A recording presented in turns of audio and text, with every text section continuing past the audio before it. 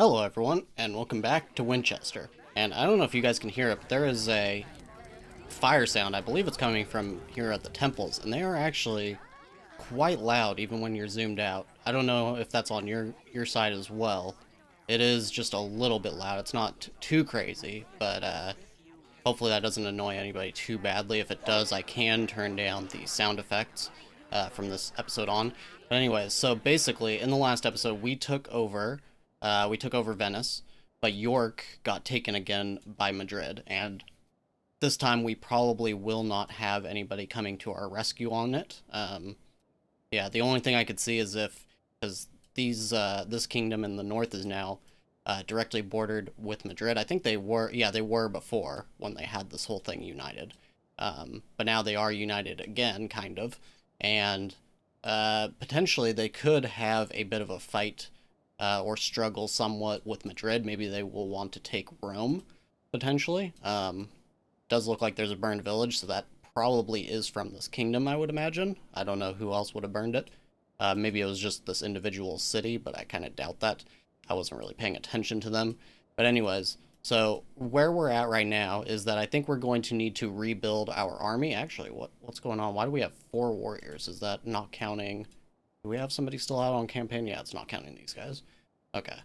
So what does it say here then? Okay, and it looks like they, yeah, updated this whole screen as well. I know they updated, yes, they updated the character screen, and I have to say, wow, just looks so good. Looks so much better on this screen. It doesn't look like they really updated much else, but they did get rid of the character needs screen, which could be good or it could be bad. Now, the reason they got rid of it is because you're not going to have to micromanage everybody's needs quite as much. Like, they will deal with their sleep and things, and it'll only affect them if they are like really sleep deprived or really starving and things like that. But also, it's kind of just nice to have, right? Like, why take that away from us? You could even just like kind of hide it, maybe like put it in this screen and just make it like a tab down here that you could click into. Just like, okay, is this guy like really upset about something? I would like to see that rather than it's just going to show you now on their mood if they're like really depressed about something. So I can see the good and the bad on that. But let's take a look now. So at the Chancellery, auto assignment: when constructing a new building, its manager will automatically be appointed a clerk from this Chancellery. Okay, that's actually pretty good. But it looks like, so is it the same amount of clerks? Looks like it, and the same amount of buildings can be managed. So it looks like it as well. So I'm not too sure what this actually changes, but it does look like you can actually choose the exact amount of builders and servants now. I think the servants was automatic before. So it looks like you can pick the exact amount. We'll pick 3, because we do kind of need the jobs anyways. And this screen also changed, so now you can see the exact amount of workplaces instead of it was before showing how much unemployment there was or extra jobs. Now it's just in one single little tooltip here. So if it's a positive number, it represents unemployed, and if it's negative, then that's how many available jobs. So right now we have 17 unemployed. I don't know why that is. It should not be that way. Okay, so it's probably because these need to be repaired. That makes sense. Okay. Is there anything else new that's going on around here? Everything else looks fine. It seems like they changed the backgrounds on these, maybe. They seem like a little brighter or vibrant. And our priest, is this the same priest? Did they change our priest on us, maybe? I don't know, he doesn't look exactly the same. I know our last one died and we changed, but he doesn't look the same as the one from the last episode exactly. Either way, so our heir now is Radisil. He is not doing too well. He is actually very upset. He's been insulted, few rings, shame for sins. Okay, so he's not doing great.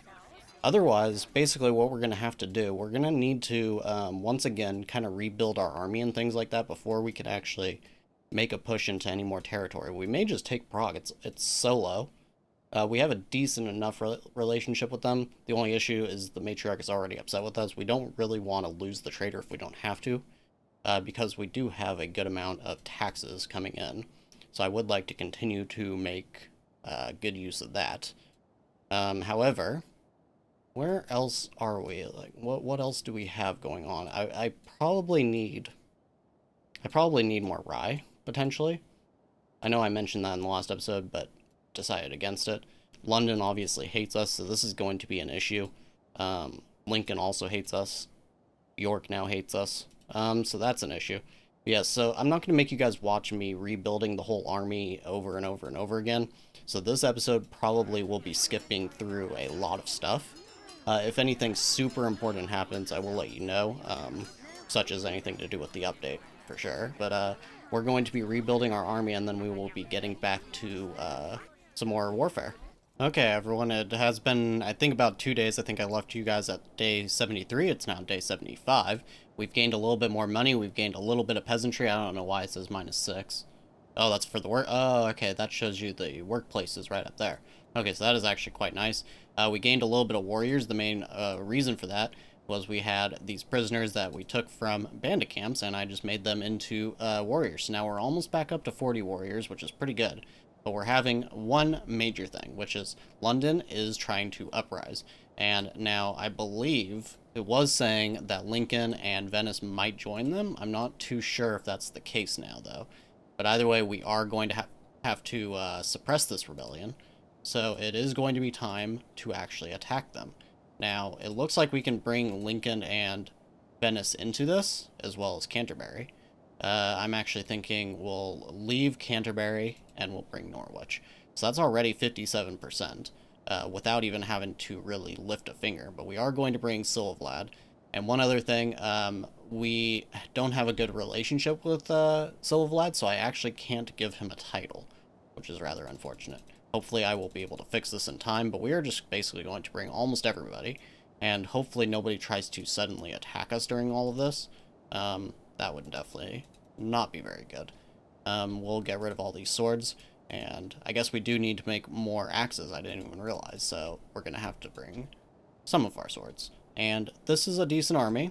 I don't know how this would do if we were going solo, so I am glad that we are going to bring some of our vassals here. Is this good? I think that's fine. So it will take us a little bit of time, but this should be alright. We should have no problem with this rebellion. And then we will be getting back to more bandit camps. I basically took care of the eastern side of the map already. Yes. And it looks like this whole place actually became one big kingdom, and it is actually led by Bebbanburg. So it is not, the king is not Uhtred, son of Uhtred, but that is Bebbanburg. He's got Kattegat, he's got Florence, he's got Dublin and Prague all under his control, and that's a pretty cool looking kingdom to me. And I do wonder, so Bebbanburg has only 42, so actually this is not a very strong kingdom. It's decent, at least all the vassals are relatively strong, but I don't think that they can actually manage to take out Madrid if they actually decided that. The only thing that's helping them is that this particular part of the kingdom is not that strong, so it would take some time for Madrid to actually reinforce it, so maybe they could do like a sudden attack from Florence. Something like that maybe would actually potentially work. Okay, here it is. They are all assembling. They didn't bring, I thought they had a few more. Actually, no, hold on. I think these guys only had 6, and then plus their commander. So they're actually bringing pretty good force. They have 2 swordsmen. These ones, let's see, what did they have? They have 3 crossbowmen. Okay, that's not really too great. 2 crossbowmen. Yeah, if this was like a defense, that would be pretty good. I don't think that those crossbows are going to do a whole lot here. But, I mean, it is something. It is something. We're having a little bit of issues. Who's Dorina? Oh, we have another child. Okay.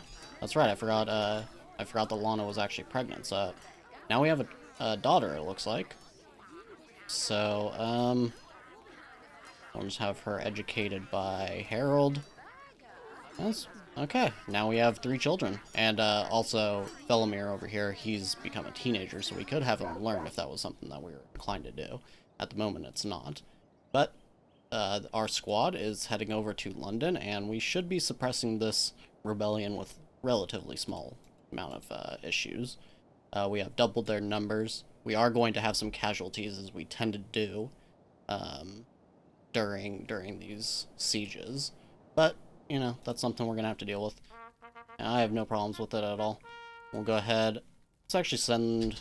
Should we send them first? Yeah, because some of them were trying to join this rebellion potentially, so I would actually like them to lose as many little forces as possible, so we'll send them just a couple of seconds ahead, really.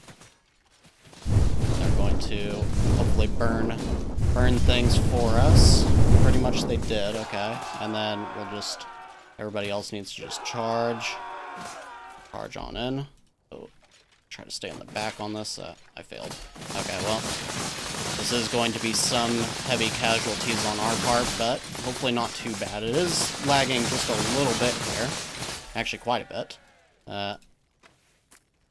But, you know, we'll have them actually go after this tower, just to speed things up a little bit there. We're actually doing pretty good, though, all things considered. Alright, we'll just do 2 speed. Why are these guys just standing over here? Please go over here. And you as well, there we go. Now this should be it. Now, it looks like we lost a lot of forces, but I think, hopefully they're not actually dead. There are some that are just kind of wandering around, so maybe that... They never like to actually go after the squad right after they take the tower down, which I really don't like. I wish... I mean, you already clicked on the squad. They should be targeting that squad, but they really don't. Now, it is taking a minute to actually... Okay, pop up. So we lost 7 and 2 escaped. That's not too bad. We killed 18 of theirs, and we only captured 8. So we actually wiped out quite a bit of their capabilities here. Let's see what it actually shows on them. Yep, totally zeroed, of course. And how did Lincoln and Venice? They fared pretty well. Alright, well, that is basically going to be it for that rebellion, so I will get back to you guys once we have something else new. Hello everyone, Editor Cinepride here, and I just wanted to go over a few things here with you. So, in the editing process, I had noticed that even though I said that I was going to be skipping over a large part of the plot aspects, like the smaller plot aspects, I actually ended up just commentating them anyways, and I'm not really sure why. I mean, I did skip a lot, but I still basically was commentating a lot of things that were rather unnecessary. And in so checking into this and deleting some parts, in the past part of this video from before this, you may notice some weird quirks in the commentary. It's possible that it seems like I'm referencing something that didn't actually get shown, and that's just because I decided to delete those aspects. Now, also while I was editing, I did notice that the series had actually gone on for a while, and I actually decided to look at it, and it seems that the entirety of this series would not fit into the maximum video length that I'm currently allowed to upload. I think it's 12 hours. It could be longer. I know some people are able to upload like one-day videos, but I don't believe we're able to do that because we are not fully monetized on this channel yet, so I think that 12 hours is actually our maximum. I'll have to test this at some point, but I'm pretty sure.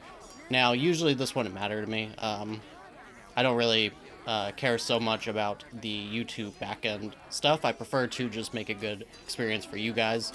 But when these two things align, it just makes sense to kind of rethink what we're doing and everything like that. So basically from here, we are just going to be fast-tracking towards the end. And we don't have a whole lot of time, so I don't want to take up too much time going on a tangent here, but basically I do want to explain a couple of things that I decided to cut out. So basically, we had I think I'm leaving in the London rebellion. I think I am leaving that in. However, Venice got attacked by Bebenberg, and they decided to attack us despite the fact that Madrid was actually attacking Florence. And I don't think Bebenberg was going to be able to defend, but they did try to defend Florence anyways. So they defended Florence, and they attacked us, splitting up their army, and because of that, they went from, what, 42 or something soldiers, down all the way to 19, because, yeah, they just got wiped by both of us. So that was pretty dumb of them. Additionally, we are attacking Constantinople. Well, we're going to be.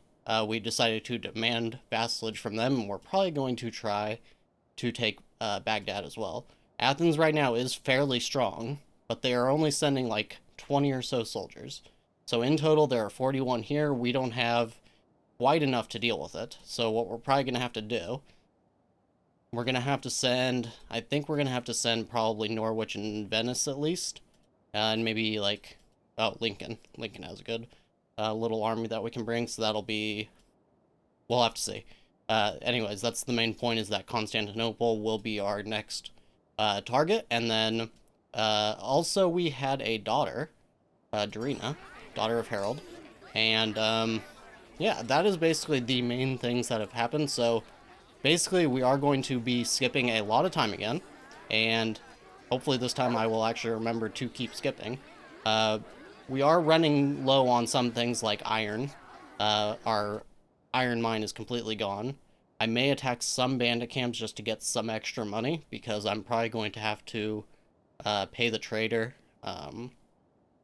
Hopefully our vassal taxes will actually cover some of it. But anyways, we are going to get back to it, and we are going to be fast-tracking to the end. Our last goal is to take over Madrid. We're going to throw everything that we have at them at some point, and hopefully we can just burn them to the ground, and then everybody can be free. Everybody in this area can just become free. So that is what our last little goal is here. Oh yes, and one more thing. So Silvlad, he is hated right now by Harold. So we actually went ahead and hired Tyramina. She is not quite as good at combat and command as Silvlad, but he has the benefit of not quite being hated by Harold, at least not yet. Yeah, it's minus 20, but it's not nearly as bad as Silvlad. Silvlad was potentially going to be murdered by Harold anyway, so I needed to pick up at least a backup. So that is what Tyramina is doing here, and hopefully we can find somebody even better so that we can just let her go. I wouldn't mind buying more rings, so we'll see how it goes. Okay, so it has been a while, and I did just want to update you guys. I think it's been something like 7 or 8 days. As you can see, we have Prague now in our kingdom. Basically what happened was Bebenberg decided stupidly to attack us, and it was kind of annoying, so I went ahead and took a look around, and actually all these villages that are now burned actually produce iron, and we lost our iron mine, and I wasn't able to start a trade route for iron because basically we don't have good enough relation with anybody who does produce it. So what I did was I made Prague a vassal and went ahead and raided these villages, and that got us a nice little bit of iron that we can use to produce more axes. I've also decided to stop producing swords for the trader at all, because basically money is kind of almost useless for us except for to buy mercenaries and otherwise just manage our city, because we are not able to do the trader anymore. I think I owe them like 7,000 gold, and I don't want to pay that. So another thing interesting that happened was both Athens and Madrid actually had their ruler die. And once that happened, a rebellion sparked. And both Athens and Madrid had their rebellions take out a pretty sizable amount of their forces. Athens is rebuilt, but Madrid basically hasn't. So the goal now, once we get back home, I am going to take care of some more bandit camps, and then we're going to start pushing in towards Madrid. We're going to take York, then Paris, then Salmut, and then we will take over and burn to the ground Madrid. Hopefully before they're able to rebuild, so that we don't have to spend too much forces on it. And trying to count, so that would be 1, 2, 3, 4, 5, 6, 7, 8, 9, and I think our city counts, so 10. We would only have 10, and I think you need 13 to become an empire. So we will probably be skipping that this playthrough, but we will be hopefully soon taking over Madrid. Okay, everyone, so I think it is time. I'm going to have you guys watch all of this. I'm going to just quickly kind of go through it. Basically, we're going to take out York, Paris, Salamut, and make them all into vassals, and then we will burn Madrid to the ground. Now, as you can see, we have 91 total soldiers and an average of 7 combats, so this should be relatively easy. York has 30, Paris has 29, Salamut has 24, and Madrid has up to 60 now, actually, so maybe not quite so easy. But they aren't too strong, and we are just going to be throwing ourselves full force at them, so including our vassals, I think we should be okay. We're just going to go ahead now, and we are going to force them to become a vassal. It's not going to let us send any of our vassals with us, apparently. I'm not really sure why that is. But we'll go with Tyramina, and we're going to send pretty much everybody, so this is going to take a second. Okay, so that did just take a minute because a lot of these people did not have weapons, and we don't have enough weapons. I'm currently trying to produce a little more axes right now, but since we were out of iron for a while, it's been a little tough. But as you can see, we have 53 total people, and that should still be enough to take care of York at least. We may have to hold back temporarily on pushing through Paris and Salamut, but hopefully we can just take care of this. As you can see, 73%. So I'll get back to you once we are over there for the attack. Okay, so we've made it over to York, and we're actually just going to auto-resolve this and just see what happens. Looks like they are dying rather quickly. I don't know if this is an issue with the auto-resolve since they added the city walls and everything, but definitely I don't think we could have gone through that with only 2 deaths. Okay, so unfortunately Tiramina actually had her contract expire, and as well as that, Emma actually died. So that's a little unfortunate as well, but I guess we'll have to go with Aouden for the rest of this campaign, so we're going to go ahead and set them to make vassals. Still can't send any of our vassals on this, I'm not sure why. Yeah, I don't really know why that is. So we'll have to send Aouden, and we're going to leave behind these injured fellows. That looks good. Now, send all of our armors, send as much weapons as possible, and make vassals. So it's saying 62% this time. Okay, now here we are at Paris, and you can't see it, but Madrid actually went over to attack Rome, so they may be adding them into, back into their kingdom, but they sent 50 of their soldiers to do it. So Madrid is actually quite low on soldiers. As you can see, there's only like 12 or something here. So if we can somehow get Salamut in time and quickly make our way over to Madrid, we may actually be able to sack their capital before they even get home. But they had an 8-hour march from here to here, so it's probably like 16 hours to get back home. I'm not sure if we can do it in time. We'll just have to see. We're going to go ahead and try to auto-resolve this one and just see what happens. It looks like the tide is maybe turning on us a little bit here. Maybe. Possibly. Oh, okay. Now they're starting to drop. Okay, their mood is completely down, so that should be... Yep, that's over. Alright, we're just going to go straight for Salamut, and I don't even see... Are they in Rome right now? What happened? Oh, they're right there, okay. So they're in the middle of that battle. That's why they sent so many, look at that. They actually have a sizable force in Rome. We'll go ahead and now go for Salamut over here. Gonna be the same thing. 70%. Okay, so here we are making it over to Salamut, and as you can see, it's going to be 18 hours for them to make it back to Madrid at this point, and it's probably only going to take us like 3 hours to get over to Madrid. So sending that army to attack Rome may have just killed them. We'll see how this auto-resolve goes first, though. And it's looking like our mood is pretty bad, but theirs is dropping much faster. Yes, it is. Okay. And we only actually had 4 escape. And that gives us Salamut, and now all we need to do is go and burn Madrid to the ground. Now, it may seem like I am trying to speed through this, and I kind of am. I'm actually going on a little bit of a vacation, and I did want to just go ahead and cap off this series before I head out. But also, like I said, I didn't really want to go over that 12-hour mark, so I am kind of just speeding through, getting this done. I think we had a good time on the series already. So, you know, I'm not too worried about it. We're just going to go ahead and take these guys out. Should not be much of an issue at all, actually. I mean, it looks like we are actually dropping several people.